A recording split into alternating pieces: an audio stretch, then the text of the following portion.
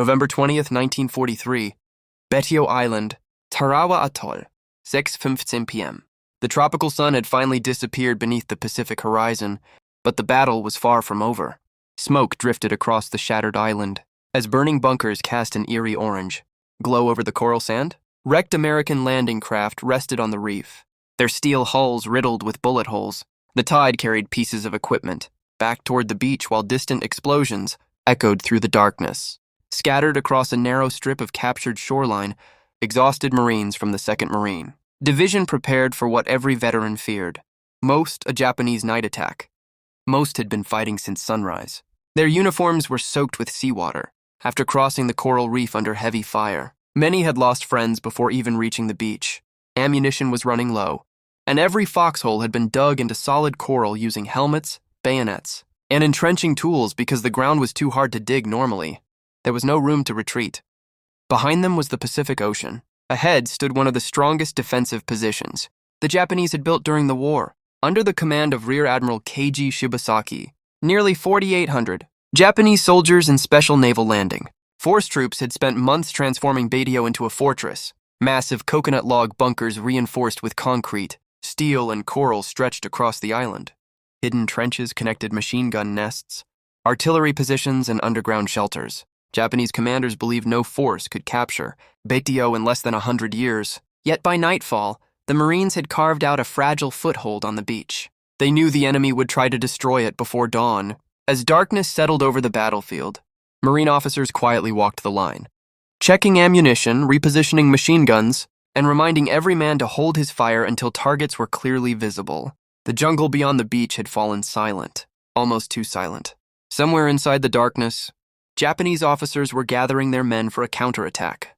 Within the next few hours, both sides would fight one of the fiercest nights of the Battle of Tarawa, a battle that left a lasting impression on the Japanese soldiers who survived. November 20th, 1943, 11:40 p.m. Betio Island, Tarawa Atoll. The silence ended with a single whistle. It echoed through the darkness, followed by shouted commands in Japanese. Moments later, shadows began moving between the shattered palm trees. The Marines remained motionless inside their shallow foxholes, gripping their M1 Garand rifles, Browning automatic rifles, and Thompson submachine guns. No one fired. Not yet. The figures moved closer. 25 yards. 20. 15. Then a Japanese officer raised his sword and shouted, "Banzai!" Hundreds of Japanese troops surged forward from bunkers and trenches, charging across the coral under the cover of darkness. Rifle fire erupted from concealed positions, while machine guns swept the Marine perimeter. Grenades exploded among the foxholes, sending coral rock and sand into the air. The Marines answered with disciplined fire. M1 Garands cracked one after another, their semi-automatic action allowing rapid, accurate shots. Browning automatic rifles hammered the advancing attackers, while M1917 water-cooled machine guns stitched long streams of bullets across the open ground. The battlefield lit up with muzzle flashes, smoke mixed with the salty ocean air. For several terrifying minutes, visibility dropped to only a few yards. Some Japanese soldiers reached the Marine lines, and the fighting became hand-to-hand. Bayonets clashed, rifle butts struck helmets. Entrenching tools became weapons in desperate struggles inside narrow foxholes. Despite the chaos, Marine squads held together. Junior sergeants took command when officers were wounded. Corpsmen crawled through enemy fire to reach the injured, refusing to leave anyone behind. Every time a section of the line appeared ready to break, another squad rushed forward to reinforce it. The Japanese had expected exhaustion to weaken the Americans. Instead, they found disciplined Marines, who fought as coordinated units even in complete darkness. By 2 o'clock in the morning, the first assault had failed. But it wasn't over. Japanese officers regrouped their surviving troops and prepared for another attack before dawn. The Marines reloaded their weapons, redistributed ammunition, and quietly returned to their positions. No one celebrated. Everyone knew the hardest hours of the night were still ahead. November 21st, 1943, 7:10 a.m. Betio Island, Tarawa Atoll.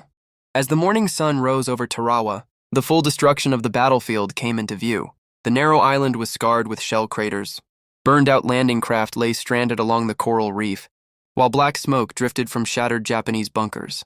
The beaches that had seemed impossible to cross only a day earlier were now crowded with Marines, preparing for another advance. There was no time to rest. The Japanese defensive line was still intact. Under the command of the Rear Admiral Keiji Shibasaki, the remaining defenders occupied reinforced bunkers, connected by underground tunnels. Machine guns hidden behind thick concrete and coconut logs covered every approach. Snipers waited in palm trees and damaged buildings, while mortars remained ready to fire on any Marine who exposed himself for too long. Marine commanders knew a frontal assault would be costly. Instead, they advanced in small fire teams. Riflemen pinned down enemy positions while Browning automatic rifle. Gunners laid down suppressing fire. Behind them, flamethrower operators and combat engineers moved carefully toward each bunker. As soon as they reached striking distance, the attack began. Streams of burning fuel poured through firing ports, forcing defenders deeper into their fortifications. Seconds later, engineers rushed forward carrying satchel charges packed with explosives. The blasts echoed across the island. Concrete cracked. Logs splintered. One bunker after another fell silent. Still, every victory came at a price. Hidden firing ports opened unexpectedly. Japanese soldiers emerged from concealed tunnels to launch sudden counterattacks. More than once, Marines were forced into brutal close-quarters combat with rifles, bayonets, and entrenching tools. Despite the danger, they continued moving forward. Every captured bunker brought them a few yards closer to the center of the island. Japanese survivors later recalled being surprised by how quickly the Marines reorganized after each attack. Even when officers became casualties, sergeants and corporals immediately took command, keeping the advance moving. By late afternoon, the Japanese defensive perimeter had begun to shrink. The Marines now controlled much of the western half of Badio, but the battle was not yet won. As another night approached, scattered Japanese units prepared for desperate final attacks. The Marines checked their weapons, redistributed ammunition, and strengthened their positions. Everyone understood that the coming hours would decide the fate of Tarawa.